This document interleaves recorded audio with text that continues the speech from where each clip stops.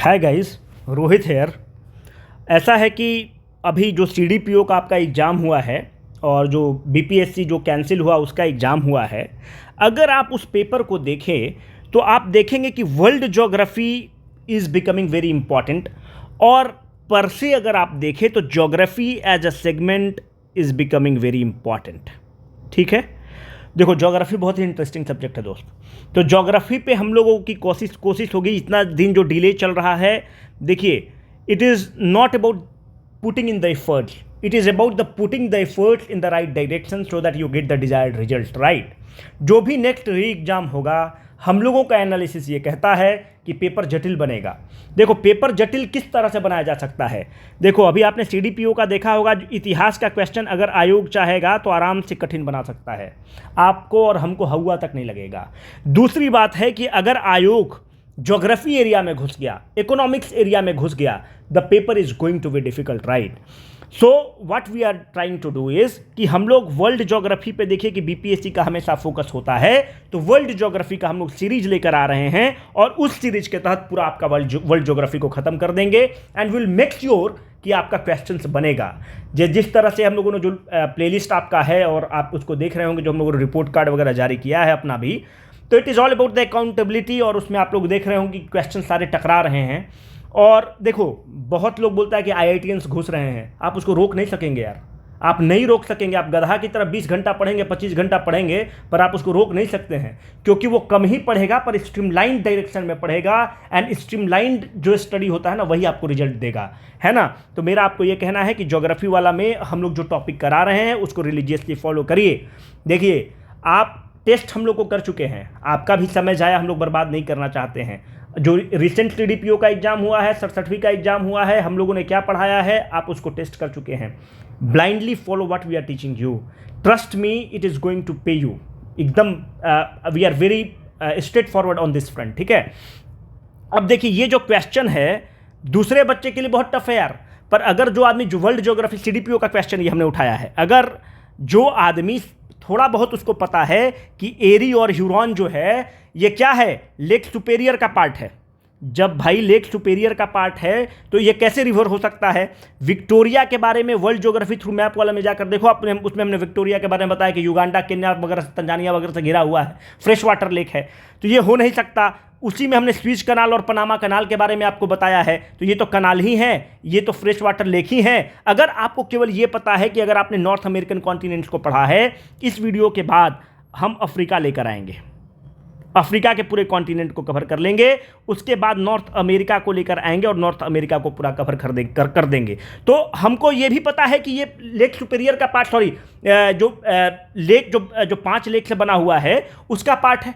ठीक है, तो ग्रेट लेक्स का, ठीक है, ग्रेट लेक का एक लेक है लेक सुपेरियर, उसका दूसरा है एरी है, ह्यूरॉन है, तो वहाँ से ये भी लेक है, ये भी एक कनाल है, ये विक्टोरिया और चैट बता ही चुके थे, तो बाय डिफॉल्ट आपका भी निकल जाता, जिसने भी मारा वो सही मारा है इसका आंसर। तो world geography is going to play a very important role, hence will cover this in great detail and follow this series very honestly and put in the honest effort.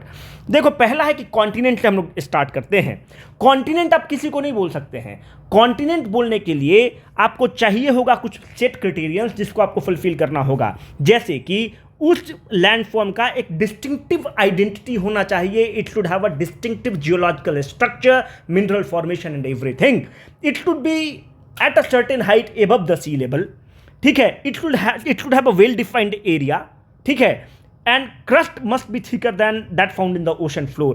I wanted to emphasize, this is not important for our examination, but I wanted to emphasize on the fact that there are a set of criterions under which if a land mass satisfies those criteria, it is called as a continent, right? अब देखो continent बनता कैसे है, इसको बाद में fill करेंगे। अगर आप ध्यान से देखें तो अभी 1912 में एल्फ्रेड वेगनर आते हैं। जो वैगनर आते हैं वो कॉन्टिनेंटल ड्रिफ्ट थ्योरी देंगे। उस कॉन्टिनेंटल ड्रिफ्ट थ्योरी के हिसाब से एक पैंजिया मास है, एक काल्पनिक मास है जिसका नाम है पैंजिया। ये पैंथलासा से घिरा हुआ है जो कि ओशन और पानी नुमा स्ट्रक्चर है। जो पैंजिया है उसका मतलब होता है ऑल अर्थ, ग्रीक में उसका मतलब होता है ऑल अर्थ। और जो पैंथलासा है जो आपस में ये बना हुआ है उसका मतलब होता है water. There are the forces inside the earth, the geological forces, the electromagnetic wave, the forces which are inside the earth. उस फोर्सेज के चलते, बहुत सारे फोर्सेज हैं, उसके चलते ये पाया गया कि earth broke into the two part. The first part is called as Laurasia, the second part is Gondwana, ठीक है, गोंडवाना लैंड, ठीक है। Earth, the Pangaea broke into the two part. The first part is the Laurasia plate and the second part is the Gondwana land. अब प्रश्न ये उठता है कि लॉरेशिया में क्या क्या आ रहा है, थोड़ा सा हम लोग ये देख ले। तो लॉरेशिया वाला जो पार्ट है उसमें क्या क्या आ रहा है। लॉरेशिया में आपका आ जाएगा यूरोप एज अ कॉन्टिनेंट, दूसरा एशिया एज अ कॉन्टिनेंट, तीसरा North America as a continent. हम यहां पर बताते चले जो महत्वपूर्ण है, Asia is the part of a Laurasia land except India, except the Indian peninsula. This is very important, except the Indian peninsula. in the ancient mythology, India is called, or Indian plate or the Indian landmass was called as Jambu Dweep, ठीक है। इसको हम लोग जम्बू द्वीप India को कहते थे। सत्यनारायण भगवान के कथा में नहीं बोलता है भारत खंडे जम्बू द्वीपे, भारत जो खंड है किसका पार्ट था, जम्बू द्वीप का पार्ट था। Now let us move to the Gondwana land. Gondwana land का कौन कौन पार्ट रहा दोस्त। हमने कहा कि Asia is the part of the Laurasia plate except the India, hence the India is the part of Gondwana land. Which others, ठीक है। और कौन पार्ट है, ऑस्ट्रेलिया इसका पार्ट है। और कौन पार्ट है, अंटार्कटिका इसका पार्ट है, ठीक है। अरब पेनिनसुला इसका पार्ट है, ठीक है। इंडियन पेनिनसुला, अफ्रीका इसका पार्ट है, ठीक है। तो ये सब जो है गोंडवाना लैंड के पार्ट हैं। सो क्वेश्चन कैन बी कि ये सब कौन इसका पार्ट है, गोंडवाना लैंड। देखो सिंपल क्वेश्चन भी पूछे जा सकते हैं ना, उसको जटिल बनाया जा सकता है, which you have seen in the recent examination, right.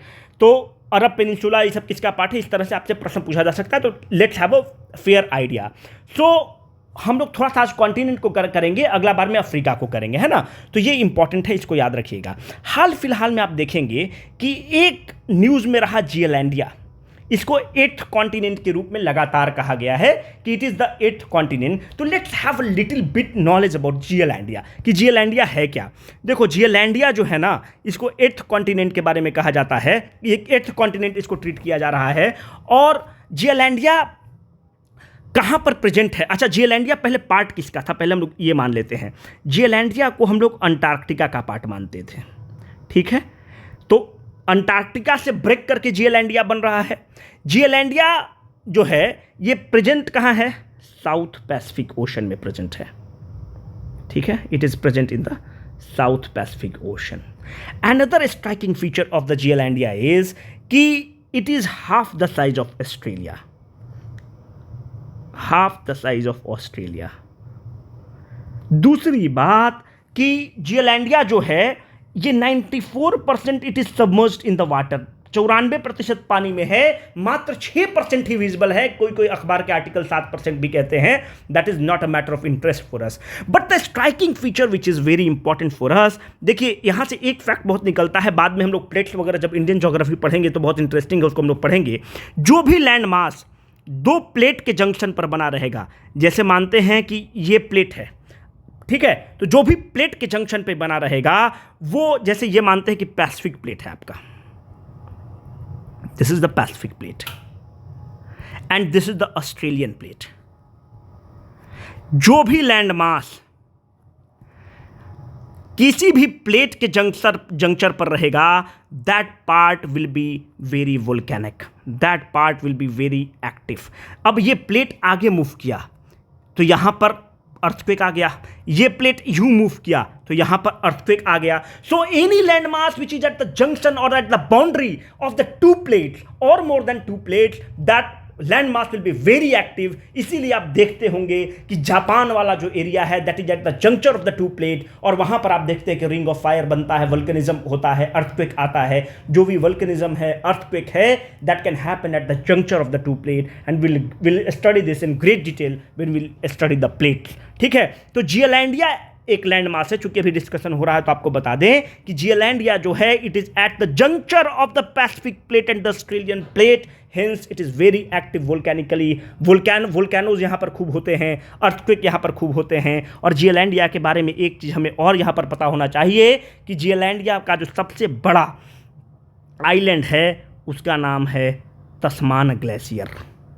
ठीक है, तो ये it can be a probable question. So whatever the probable questions which can be there in the prelims, we have covered this. सो ये महत्वपूर्ण है कि इसका लोकेशन, और दूसरा महत्वपूर्ण ये चीज़ है कि ये अंटार्कटिका का पार्ट था, वहाँ से ब्रेक होता है। एक और अभी न्यूज़ रहा है करंट में, देखो स्टैटिक पार्ट को अगर हम लोग करंट से लिंक नहीं करेंगे तो that is a futile exercise. अच्छा, इसको हम लोग आइलैंड में कवर कर लेंगे। ठीक है, अब ध्यान से हम लोग कुछ देखते हैं चीज़ों को।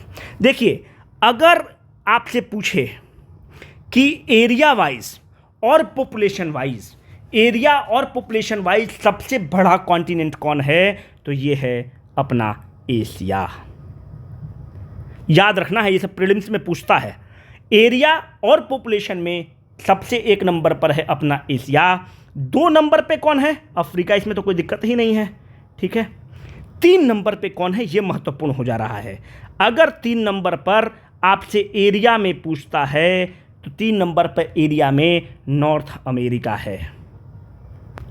1 और 2 पे तो कोई दिक्कत ही नहीं है, पर नॉर्थ अमेरिका पॉपुलेशन में चौथे स्थान पर है। पॉपुलेशन में नॉर्थ अमेरिका चौथे स्थान पर है, क्षेत्रफल के दृष्टिकोण से तीसरे स्थान पर है। तो यह महत्वपूर्ण हो गया यहां से। अगर पॉपुलेशन में आपसे पूछता है कि तीसरे स्थान पर पॉपुलेशन में कौन है, यही 3 याद रखना है, ज़्यादा फालतू में पढ़ना नहीं। पॉपुलेशन में तीसरे स्थान पर कौन है, तो यूरोप है। ठीक है, पॉपुलेशन में तीसरे स्थान पर यूरोप है। यूरोप के बारे में एक चीज़ और आपको यहाँ पर बताते चलूँ कि यूरोप सारे कॉन्टिनेंट में अकेला एक कॉन्टिनेंट है which is having the highest percentage of the मैदानी भाग, percentage of plain area compare to, मैदानी भाग समझ रहे हैं ना, compare to its total area. ठीक है, तो यहाँ से अपना यूरोप का जो स्ट्राइकिंग फीचर है उसको, यूरोप को बाद में हम लोग पढ़ेंगे तो ग्रेट डिटेल में पढ़ेंगे ही।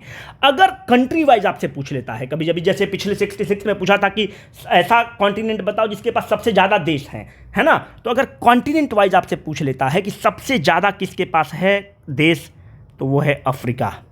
अगर हमको सही से ध्यान है तो 54 है, इसको देख लीजिएगा।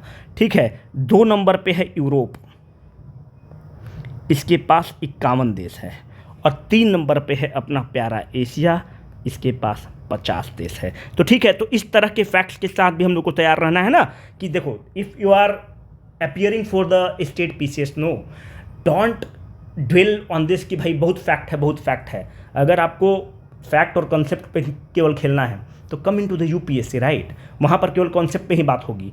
पर if you are preparing for the state PCS, prepare, देखो कंप्लेनिंग एटीट्यूड छोड़कर we should be prepared for some facts. तो ये सब इतना भारी भी फैक्ट नहीं कि हम लोग याद नहीं कर सकते हैं। तो यहाँ से हम लोग प्रीलिम्स के सारे एरिया को कवर कर चुके, और ये महत्वपूर्ण एरिया है जिसको हम लोग को कवर करना होगा। अगर आपसे पूछेगा हाईएस्ट मीन एलिवेशन किस कॉन्टिनेंट का है, मीन एलिवेशन आप समझ रहे हैं ना, अगर आप सड़क पर जाते होंगे तो ये जो ब्रिक्स लगे रहते हैं, बोलते हैं 100 metre above the sea level, उस तरह से एक ऐसा कॉन्टिनेंट का बताइए जो highest mean elevation above the sea level. The correct answer is Antarctica. ठीक है, इसका 1846 metre above the sea level है। उसके बाद आ जाएगा आपका नॉर्थ अमेरिका जो 720 metre above the sea level है। तो this is important, this is not important कि अंटार्कटिका जो है highest among all the continents above the sea level है। ठीक है, यहाँ तक हम लोग कर लेंगे। उसके बाद देखो जियालैंडिया वगैरह अभी न्यूज़ इन ट्रांजिशन है, तो आपसे डायरेक्ट नहीं पूछेगा अभी, उस पर हम लोग को will have to keep a tab on this कि उसको कॉन्टिनेंट मान रहा है नहीं मान रहा है, डिफरेंट स्कूल ऑफ थॉट्स हैं। तो उस तरह से हम लोग उसको न्यूज़ इन ट्रांजिशन है उसको हम लोग आगे ध्यान रखते चलेंगे। अब आप देखिए कि दूसरा एरिया जहाँ से खूब बीपीएससी पूछ रहा है वो है आइलैंड वाला क्षेत्र। जो आइलैंड्स हैं उसके बारे में बीपीएससी खूब पूछ रहा है, तो आज आइलैंड को भी हम लोग कवर कर लेंगे और इसके बाद कल से अफ्रीका वाला में हम लोग इंटर कर जाएंगे। आइलैंड को अगर आप ध्यान से देखिएगा दोस्त, तो सबसे बड़ा आइलैंड है वो है ग्रीनलैंड। 2 नंबर पे न्यू गिनिया है, ठीक है। 3 नंबर पे बोर्नियो है और 4 नंबर पे मैडागास्कर है। याद रखिएगा, यही 4 याद हम लोग को रखना है दोस्त। मैडागास्कर जो है ना, वो इंडियन ओशन का सबसे बड़ा है, ठीक है। इंडियन ओशन का सबसे बड़ा आइलैंड है। जो बोर्नियो है ये एशिया का सबसे बड़ा द्वीप है, आइलैंड है, एशियाज लार्जेस्ट, ठीक है। ग्रीनलैंड की आप क्षमता अगर आप देखें, the size of the Greenland is 3 times the size of the second largest island, that is the size of new Guinea. उसका 3 गुना है। यू कैन इमेजिन कितना बड़ा है ग्रीनलैंड। ग्रीनलैंड पर किसका एकाधिकार है? It can be a probable question. Greenland की राजधानी कहां है? नूक। किस देश का एकाधिकार है? डेनमार्क का इस पर एकाधिकार है, ठीक है। डेनमार्क का इस पे एकाधिकार है और यहां पर ग्रीनलैंड नेशनल पार्क भी है। अब देखिए, ये एशिया लार्जेस्ट है, तो it becomes a centre of attraction for us. It becomes a centre of it becomes the AP centre for the BPSC. वो आपसे प्रश्न पूछेगा इस पर, है ना, क्योंकि हम लोग उसी का पार्ट हैं। This Borneo island is shared between the 3 देश से शेयर होता है। पहला देश है वो है इंडोनेशिया, दूसरा देश है वो है मलेशिया, और जो तीसरा देश है दोस्त वो है बोर्नियो। बोर्नियो कितना परसेंट है? 1%। इंडोनेशिया कितना है? 73%। तो 73 एक 74 और ये हो गया 26%, है ना। This is very very very important for your prelims. You can expect a question on this. देखो, अब आइलैंड से इससे ज़्यादा नहीं पूछेगा। हम लोग देखो बहुत ज़्यादा इफर्ट नहीं करेंगे। जनरल स्टडीज़ का पेपर है, हम लोग जो कवर कर बहुत ज़्यादा, it is more than sufficient. Please इसको 3 बार 4 बार पढ़िए, it will fit in your mind. Now let us move to the Japan. अच्छा, इस पे एक चीज़ और है। एक जो ग्रीनलैंड है, ग्रीनलैंड का जो नॉर्दर्न मोस्ट आइलैंड था, जो नॉर्दर्न मोस्ट पॉइंट था, उसका नाम था ओडाकू। इसको एक्सप्लोर करने के लिए साइंटिस्ट लोग गए हेलीकॉप्टर से, तो उनको लगा, जहां पे उतरे तो उनको लगा कि this is the northern most point of the Greenland. Northern most island एक तरह से आप इसको कह सकते हो ना, ग्रीनलैंड नॉर्दर्न मोस्ट आइलैंड है। पर उन लोग एक ऐसे लैंडफॉर्म पे उतरे जो ओडाकू नहीं था। तो इसका मतलब कि you have landed on a surface area which is not Oodaaq, जो ओडाकू नहीं है। आप सोच के गए थे ओडाकू के पास जाएंगे, आप लैंड कर गए एक ऐसा लैंड मास पे जो मोरंग का बना हुआ था, जो सैंड मड से बना हुआ था, ठीक है। सैंड मड से बना हुआ था, मोरेन से बना हुआ था, जिसको मोरंग हम लोग बोलते हैं, जो बालूनुमा स्ट्रक्चर होता है। पर उन लोग उतरे तो उनको लगा कि हम ओडाकू पर उतरे हैं, पर उतरे कोई और लैंड मास पे। इसका मतलब कि ये एक ऐसा लैंड मास था जो अनएक्सप्लोर्ड था, जो अभी तक हम लोग नहीं जानते थे। और जब साइंटिस्ट को पता चला तो world's northern most island discovered by the chance of the Greenland. अगर आपसे एग्जाम में ये पूछ ले, ये नाम दे दे, पता नहीं इसका जो ग्रीनलैंडिक भाषा में होता है, इसका ग्रीनलैंडिक भाषा में इसको कोड वर्ड है या जो भी है, इन द ग्रीनलैंडिक भाषा it is called as the northern most island, ठीक है। तो अगर आपसे पूछ दे, इसका ये नाम दे दे और पूछ दे this is related to what, this is related to an island which is the northern most island of the earth. It is the northern most island of the earth, और ये जो है it is off the coast of northern most point of the Greenland which is Oodaaq. इससे 700 metre के दूरी पर है। तो this becomes a very important point in the sense that we have clubbed the static part with the current part. Now this thing becomes a full proof, है ना। ऐसे करके स्टैटिक पार्ट को केवल नहीं खत्म करना, उसको करंट से हम लोग को लिंक करके खत्म करना है ना। तो this is how you need to study. अब देखो, अच्छा, इसका साइज, इसके बारे में थोड़ा सा कुछ और जानकारी कर लेते हैं यार। जैसे हम लोग जीलैंडिया को पूरा कवर कर ली, तो उसको भी कवर कर लेते हैं। ये बहुत ही छोटा आइलैंड है। जब हवाई जहाज से लोग उतरा हेलीकॉप्टर से, तो 60/30 मीटर के लैंडफॉर्म पे उतरा, और it is mere 3 metres above the sea level. तो कुछ लोगों का कहना है कि भाई ये ग्लेशियर ही है जो ग्लोबल वार्मिंग के चलते रिसीड किया, पर मोस्ट ऑफ जो अब लोग तैयार हो गए हैं इस पर एग्री कर गए हैं कि it is the northern most point, it is the northern most island of the अर्थ। तो यहाँ से याद रखिएगा। अब हम लोग थोड़ा सा और नीचे चलेंगे, है ना। थोड़ा सा आइलैंड के बारे में पूछ रहे हैं। तो पिछली बार आपसे पूछा था जापान के बारे में। तो जापान हमेशा इंपॉर्टेंट है क्योंकि जापान के साथ भारत के संबंध बहुत अच्छे हैं। जापान और भारत वगैरह क्वाड का मेंबर है ना। देखिए, अगर नॉर्थ से साउथ के बीच में जापान मुख्य रूप से 4 आइलैंड से बना हुआ है। Hokkaido, Honshu, Shikoku, Kyushu. North से साउथ अरेंज करना होगा तो ऐसे अरेंज कर लेना। जो होन्शु है ये सबसे मोस्ट पॉपुलस है, सबसे बड़ा जनसंख्या वाला है, और मोस्ट पॉपुलस के साथ साथ सबसे बड़ा है। और तीसरी बात, जो जापान की राजधानी टोक्यो है वो इसी पर है, ठीक है। टोक्यो जो है होन्शु पर है। तो this again becomes very important. अगर आप जापान को देखेंगे तो जापान ये है, जापान आपका ये कौन सा ओशन है? This is the Pacific ocean. ये कौन सा ओशन है? It is called as sea of Japan. और ये जो ओशन है या जो भी सी है इसको आप कहते हैं ईस्ट चाइना सी, ठीक है। तो जापान जो है सी ऑफ जापान और पैसिफिक ओशन के बीच में है, ठीक है। East China sea, this is the sea of Japan, this is Pacific ocean. अब देखो चाइना क्या कर रहा है? ताइवान को अपना पार्ट मान रहा है, वो ताइवान को मानता है अपना पार्ट। यहां पर आप देखिए कि थोड़े से द्वीप हैं। These are the scattered islands. These scattered islands or the disputed islands, it is called as Diaoyu. This is also called as, sorry, Diaoyu ऐसे लिखो, ओहो, Diaoyu. This is also called as Senkaku. अब महत्वपूर्ण चीज देखिए, Japan कहता है कि ये मेरा है। ये चीन जो है ये तो बहुत ही एग्रेसर है, ये कहता है कि मेरा है। So this island has become an apple of discord between the Japan and China. So there is a difference.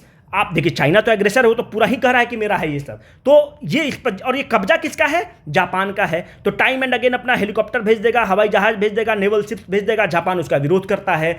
So Japan is having the interest where it is having the interest in the Pacific Ocean. Who is the aggressor in the Pacific Ocean? China is the aggressor in the Pacific Ocean. Which is the bone of contention? Diaoyu or Senkaku Island is a bone of contention between the Japan and the China. And it is this point where the friendship between the India and the China lies. It is this axis where the friendship between India and China exists. और यही जो जनक बनता है quad का, यही जनक है quad का। क्योंकि हमारे साथ वो बदमाशी कहां कर रहा है? अरुणाचल प्रदेश में कर रहा है। हमारा कश्मीर में बदमाशी कर रहा है एग्रेसर के रूप में चीन। और चीन कहां बदमाशी कर रहा है? टोक्यो के साथ, जापान के साथ, इन आइलैंड्स पर बदमाशी कर रहा है। तो मतलब आप देखिए कि we are agreeing on a point against aggressor. और इसीलिए जो पैसिफिक ओशन है उसमें India shows the interest and hence come the quad, जिसका भारत, अमेरिका, जापान, ऑस्ट्रेलिया वगैरह मेंबर हैं। And the main aim or the sole aim of the quad is to contain whom? It is to contain China. एंड quad का अभी जो बैठक हुआ है वो क्वाड का बैठक यूनाइटेड स्टेट्स में हुआ है 2021 वाला। जो 2022 वाला बैठक होगा वो जापान में होगा, और 2023 वाला जो बैठक होगा अपना मोहब्बत में होगा, इंडिया में होगा। So I wanted to emphasize on the fact that this Diaoyu और सेनकाकू द्वीप वाला जो डिस्प्यूट है it exist between India and Japan, और यहीं से हमारी दोस्ती बनती है, ठीक है। देखो, जियो पॉलिटिक्स में और जो फॉरेन अफेयर्स होता है उसमें इंटरेस्ट मैटर्स द मोस्ट, ठीक है। उसमें दोस्ती में इंटरेस्ट, जैसे आप इंडिया को देखो तो India is ideologically close to whom? We are ideologically close to Palestine, but now we are opposed ideologically to Israel, but now we are very close to Israel. Why? Because of the centre of the interest, because the centre of the interest lies with Israel. क्योंकि वो हमको defence supply करता है, वो हमें technology करता है। ठीक है, आइडियोलॉजिकली हम लोग पैलेस्टीन के साथ हैं, पर हम लोग चुप हो जाते हैं। हम लोग रशिया वाले केस में आइडियोलॉजिकली जिस तरह का वो एम्बुश किया है यूक्रेन में, हम लोग उसके अगेंस्ट हैं, पर हम लोग वहां से वोट नहीं कर रहे हैं यूनाइटेड नेशंस में। Because in the foreign affairs, in the diplomacy, national interest matters the most. Which compare to your ideological stand, है ना। तो इस तरह से आपको बैलेंस करना होगा। तो मेंस में इस तरह से भी हम लोगों को चीज़ को लेकर चलना होगा। सबसे ज़्यादा आइलैंड किस देश के पास है दोस्त? स्वीडन के पास सबसे ज़्यादा आइलैंड है, ठीक है, सबसे ज़्यादा स्वीडन के पास आइलैंड है। और इस तरह से हम लोग कवर कर लिए, फिर वीडियो थोड़ा सा लंबा हो जाएगा। तो अगला वीडियो जो हम लोग बनाएंगे वो अफ्रीका पर बनाएंगे। आप हमको एक चीज़ बता दीजिए कि जो पेरिस शहर है, कमेंट बॉक्स में ज़रूर बताइएगा, पेरिस शहर किस नदी पर है ना। पेरिस शहर किस नदी पर है, कमेंट बॉक्स में जरूर बताइएगा। Make this platform interactive one यार, we will develop this platform as one of the finest platform to provide a quality education to everyone, कि कोई जीवन में ये नहीं कह सके कि मतलब पैसे के चलते हम लोग नहीं पढ़ पाए, है ना। So make this platform grow. और अगर आपको पसंद आए तभी, नहीं पसंद आए तो you always have the option to dislike the content, है ना। It will give us a honest feedback to improve it, right. ठीक है, all the best, study well, welcome with the next lecture, thank you.